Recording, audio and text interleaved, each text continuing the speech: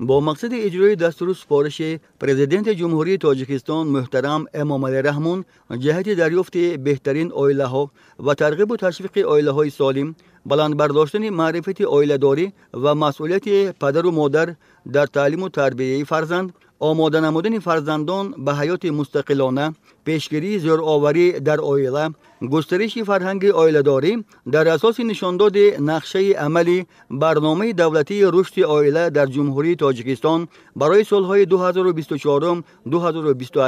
که با قرار حکومت جمهوری تاجیکستان از 1 مارس سال 2024 تصدیق کرده شده است. از سنه 10 تا 20 ایول سال روان دور ناحیوی و سنه 31 ایول در طربخانه سوغدیان شهر خوجند دور ولایتی آزمون‌های بهترین همسر و فرزند باقی پدر و مادر دایر گردید. این آزمون بهترین ها را از همه شهر و ناحیه ها گرد آورد. اشتراک کنندگانش که دارای خصوصیت های خاص عائله داری، نمونه عبرت به دیگران و تربیت کنندگان خوبی نسل نورس بودند، از تجربه های در حیات اندوخته و مورد تطبیق قرار دادهشان که نتیجه های دلخواه را به بار آورده است، به اعضای حکمان ارزیابی کردند.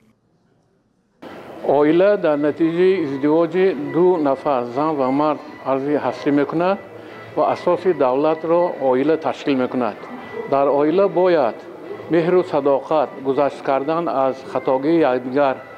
باشد، چون که در عائله پستی بلندی ها شد و برای همین پستی بلندی ها طاقت کردن در کار. فرزندهایی که در عائله با فرهنگ و تربیت گرفته تولد شده تربیت میگیرند، در آینده آنها نیز میتوانند عائله نمونه‌ای را برپا نمایند. البته برگزاری چنین آزمون‌ها که مقصد از آن تحکیم مناسبت‌های عائلوی، فعالگردانی نقش زنان و مادران در تعلیم و تربیت فرزند، به میان آوردن امکانیت‌های فراهم بهر بلند برداشتن معرفت سیاسی و حقوقی جوانان، ارج گذاشتن بر رسم و آیین‌های ملی عائله‌داری، پیشگیری پاشخوری عائله‌ها و دیگر عامل‌های نامطلوب به مناسبت خانوادگی تأثیر رسان است، باید مورد توجه مسئولین مقامات اجرایی حاکمیت دولتی شهر و ناحیه‌ها، جماعت‌های دهات و فعالان قرار گرفته عائله‌های بهترین درس عبرت برای نوخانه‌داران، نورسان و جوانان گردند. برای آنکه عائله مستحکم باشد، در عائله اول همدیگر فهمی، حرمت و عزت همدیگر باید جای داشته باشد و حقوق زنها را پایمال کردن لازم نیست. برای آنکه فرزندان در راه راست تعلیم و تربیت گیرند، باید اول پدر و مادر نمونه عبرت شدنش کار و با فرزندان خود ما دائما نصیحت میکنیم که برای آنکه در جمعیت موقع خود را یابد، آنها نه تنها وظیفه خود را اجرا نمایند، باید وظیفه های جمعیتی را نیز اجرا نموده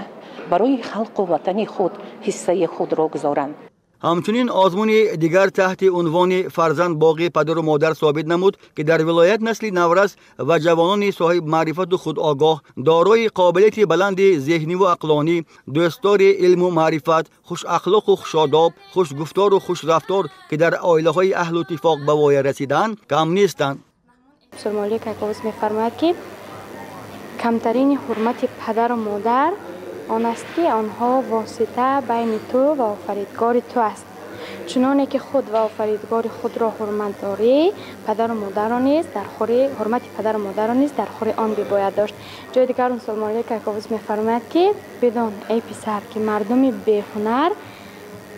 چون خار مغیلان باشد، نه خود را سود کند و نه غیر را. واقعا انسان باید هر قدر که دانش داشته باشد، باید هنر و مهارت نیز داشته باشد که در آینده زندگی خود را به طرز بهترین پیش ببرد. شکرگزار و افتخارمند از آن هستم که امروز من را همچون فرزند نیک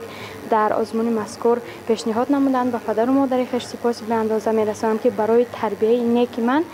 به گرفتن نشانی اعلاچی معارف و نشانی معرفت پرور نایل گردیدند. در آزمون که از تمام شهر و ناحیه‌های ولایت غالبان دور دوم اشتراک داشتند، از طرف نمایندگان مقامات اجرایی حاکمیت دولتی ولایت بهاگذاری شده قابلیت ذهنی و عقلانی و دستاوردهایشان باعث بالید خاطری همگان گردید.